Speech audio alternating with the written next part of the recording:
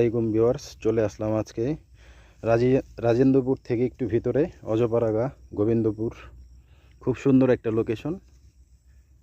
আর মাছ এখানে পাওয়া যাচ্ছে আপনার তেলাপিয়া, বড় বড় সাইজের পুঁটি। আর মাঝে মাঝে এমন সাইজের পুঁটি উঠে মন জুড়ায় যায়।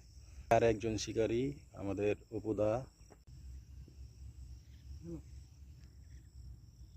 ওরে সাইজ!